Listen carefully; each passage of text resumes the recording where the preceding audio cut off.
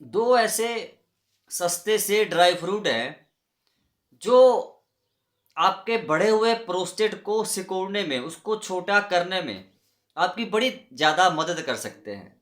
जी हाँ, ये सच आपको कभी कोई बताता नहीं, हर बंदा आपसे छिपाता है, लेकिन मैं आपको सच्चाई बताऊंगा आज। हरे कृष्णा, राम राम जी। जी हाँ। और जो दूसरे नंबर वाला ड्राई फ्रूट है ना, वो तो इतना ज़बरदस्त है कि जब आप इसको लगातार इस्तेमाल करते जाएंगे ना, हो सकता है आपको, कुछ बुजुर्ग भाइयों को 1 हफ्ते में, 2 हफ्ते में, कुछ को 1 महीना लग जाए असर देखने में, लेकिन असर होता है। आप खुद महसूस कर सकते हैं घर पर, थोड़ा समय लगता है बस।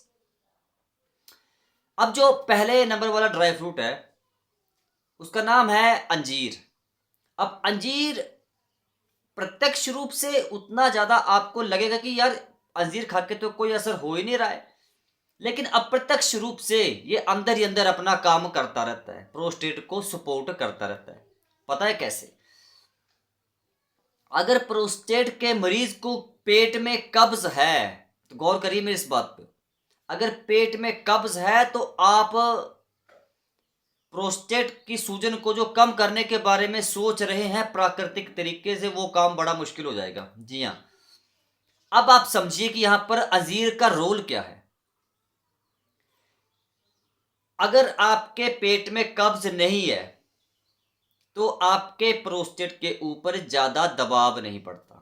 अगर प्रोस्टेट के ऊपर ज्यादा दबाव नहीं पड़ेगा तो प्रोस्टेट अच्छे तरीके से, आराम से, रिलैक्स होकर सारे काम करेगा। प्रोस्टेट की बीमारी में एक सबसे बड़ी समस्या क्या है? पेशाब बार बार आना। अब यहां पर अगर आपका पेट अच्छे से साफ है, ठीक है, तो प्रोस्टेट की सूजन कंट्रोल होने के चांस बढ़ जाते हैं। इसलिए मैं बोल रहा हूं कि अपने पेट को साफ रखो, पेट में कब्ज मत होने दो। कब्ज सारी बीमारियों की जड़ है। 50-60 साल के बाद अगर आप प्रोस्टेट की बीमारी से जूझ रहे, आप तंग हैं, सालों से परेशान हैं, तो एक काम आप गौर करिए, कहीं आपको कब्ज तो नहीं है। अगर कब्ज है तो भैया आज से अंजीर खाना शुरू कर दो बस। इसमें क्योंकि फाइबर बड़ा ज्यादा होता है, फाइबर ज्यादा जाने से आपका पाचन अच्छा रहता है, और पाचन अच्छा होने से कब्ज नहीं होती है। मेरे ख्याल से बुजुर्ग भाइयों, आप इस अपने बेटे की बात को समझ रहे, जो मैं समझाने की कोशिश कर रहा हूं। कब्ज नहीं होने देनी कभी भी। आप चाहे और कोई ड्राई फ्रूट, ब्राजील नट्स भी आप खा लो, और भी कोई आप खाते रहो, लेकिन अगर पेट में कब्ज है तो कोई ड्राई फ्रूट आपको असर नहीं दिखा सकता। ये बात आप गौर करें, क्योंकि शरीर पचाएगा ही नहीं। लीवर, पेट आपके खराब है तो शरीर को क्या लगेगा? कुछ नहीं लगने वाला। ऊपर से खाओ, नीचे से निकाल दो। सही बात बता रहा हूं। तो ये बात आपको समझनी है। अच्छा, अंजीर जो है, इसका खाने का भी बेसिकली एक स्पेशल मेथड है, खास तरीका है। बुजुर्ग भाइयों, रात को 2 अंजीर लेने हैं, उनको पानी में भिगो के रख देना है बस। सुबह उठकर पेट साफ करने के बाद दोनों अंजीरों को मुंह में रख के चबा लेना। एक एक अंजीर लिया, मुंह के अंदर रखा, उसको चबाया कम से कम भी 1-2 मिनट। उसके बाद दूसरा अंजीर लिया, उसको मुंह के अंदर रखा, उसको चबाया। मतलब इतना चबाना है दोनों अंजीरों को कि पानी बन जाए, फिर निगल जाओ, लिक्विड बना लो चबा चबा कर। अब आप सोचेंगे कि यार चलो, खा तो हम लेंगे, लेकिन इससे हमें कितने दिनों में असर हो सकता है? देखो, मैंने बताया ना कि अप्रत्यक्ष रूप से आपको बहुत ज्यादा असर दिखा सकता है। आपको वैसे ऐसा लगेगा देखने में कि यार कोई फायदा तो हो नहीं रहा है, ये तो बेकार चीज है। अंजीर बड़ी जबरदस्त चीज है, क्योंकि मैं अगर आपको समझा रहा हूं तो आप भरोसा नहीं करेंगे। आप अगर खाना शुरू करते हैं तो आपको भरोसा होगा। आप पहले खाना शुरू करो बस, कम से कम 1 महीना खा लो अंजीर, पानी में भिगो के, जैसे मैंने बताया। लेकिन ध्यान रहे, पेट में कब्ज ना हो। ऐसे नहीं कि बिस्तर से उठ के सीधा आप लोगों ने अंजीर खा, तब कोई फायदा नहीं होने वाला। आप बिस्तर से उठ गए, 1 गिलास बड़ा गुनगुना हल्दी का पानी पिया, पेट साफ कर लिया, और पेट साफ हो गया, अच्छे से फ्रेश हो गया, पेट अब जैसे लग रहा है खाली हो गया, तो बस अंजीर चबा चबा कर खा जाओ। और अंजीर खाने के लगभग 2 घंटे का आप लोग शरीर को थोड़ा समय देना है। मतलब अगर सुबह 8 बजे आपने अंजीर खाए, तो 10 बजे के बाद आप लोगों ने नाश्ता करना है। 2 घंटे का शरीर को समय देना है पचाने के लिए अंजीर को, ताकि अंजीर के अंदर जो न्यूट्रिएंट्स हैं, जो मिनरल्स हैं, जो विटामिन्स हैं, जो फाइबर है, वो शरीर आपका पचा सके, डाइजेस्ट कर सके। देखो ये चीज़ें होती हैं, मानना पड़ता है बस। आपको काफ़ी एग्ज़ाम्पल्स बता चुका हूँ कि काफ़ी बंदे फ़ायदा उठा रहे हैं, वो इस समस्या को कंट्रोल कर पा रहे हैं, जो भी मैं नेचुरल तरीके बता रहा हूँ। काफ़ी आपको कमेंट्स पढ़ा चुका हूँ। भरोसा तो आपको करना पड़ेगा और कोई ऑप्शन है तो आप देख लो।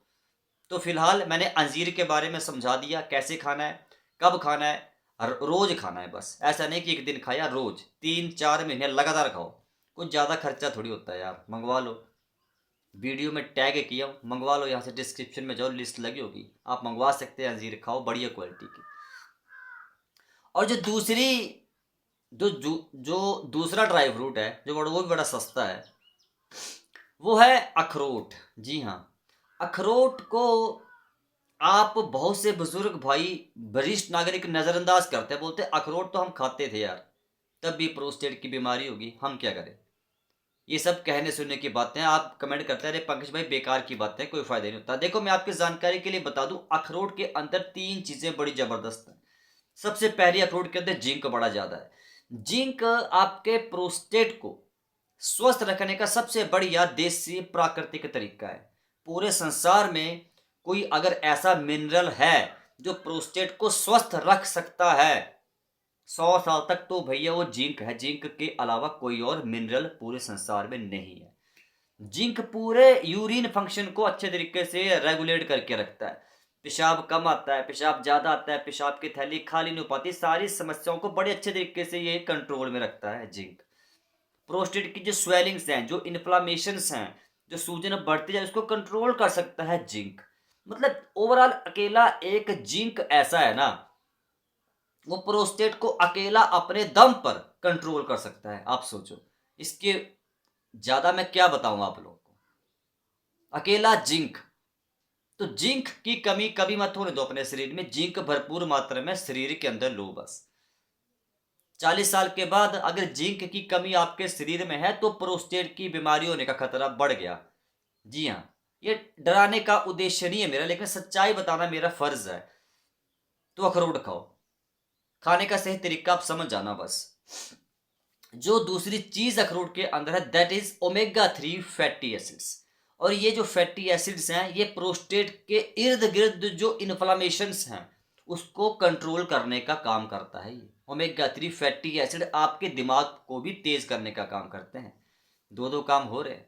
बुढ़ापे में याददाश्त कमजोर होना भी तो बड़ी समस्या है, तो याददाश्त भी इससे तेज होती है और प्रोस्टेट की सूजन भी कंट्रोल हो सकती है। अब जो तीसरी चीज इसके अंदर वो सेलेनियम है। और सेलेनियम अगर आपके शरीर में कम है 40 साल के बाद, एक जिंक और एक सेलेनियम अगर 40 साल के बाद आपके शरीर में कम है, तो भैया बीपीएच का खतरा ज्यादा है। प्रोस्टेट का भार बढ़ने का जो रिस्क है वो बड़ा ज्यादा है। आप हाई रिस्क पर हैं, ये बात आपको समझनी है। वैसे तो ब्राजील नट्स के अंदर सबसे ज्यादा सेलेनियम है, लेकिन वो जो थोड़ा महंगा है, लेकिन उसको भी वीडियो में मैं टैग किया, आप मंगवा सकते हैं, खा सकते हैं उसको भी। क्योंकि सेलेनियम और दूसरा जिंक, इन दोनों की कमी मत होने देना 40 साल के बाद। नहीं तो मैं बोल रहा हूँ कि बीपीएच के प्रोस्टेट की बीमारी का खतरा ज्यादा है। ये बात आपको गौर के समझनी है मेरी। आई होप आपको सब कुछ समझ आ गया। सिर्फ 2 ड्राई फ्रूट खाने हैं, कोई महंगा नहीं है, बिल्कुल सस्ते से हैं, घर पे मिल जाएंगे आराम से। वैसे घर में रखे होंगे, घर पे नहीं रखे तो आप मंगवा सकते हैं, खाओ इनको दबाकर। और साथ में बस कद्दू के बीज आप मिस मत करना, उनको ध्यान से खाना। आपको पता है कैसे खाने हैं ना, या तो रात को चाय बना कर पी लो, या तो पानी में भिगो के रखो, सुबह उठकर पेट साफ करने के बाद खा जाओ। आप दोनों ड्राई फ्रूट खाओ या कभी ना खाओ वो चलेगा, लेकिन कद्दू के बीज रोज खाने पड़ेंगे, उनके बिना काम नहीं चलेगा, क्योंकि सबसे ज्यादा जिंक उसमें ही है। ये बात आप गौर कर लेना मेरी। बस इससे ज़्यादा मैं क्या कहूँ। अगर वीडियो अच्छी लगी तो लाइक शेयर कर दो, चैनल को सब्सक्राइब कर दो, और इस वीडियो को जितना हो सके हर बुजुर्ग तक पहुँचाओ, आपकी जिम्मेवारी है, ताकि हर बुजुर्ग भाई फ़ायदा उठा सके। फिर भी कोई कन्फ्यूजन है कमेंट कर देना। हरे कृष्णा, राम राम जी।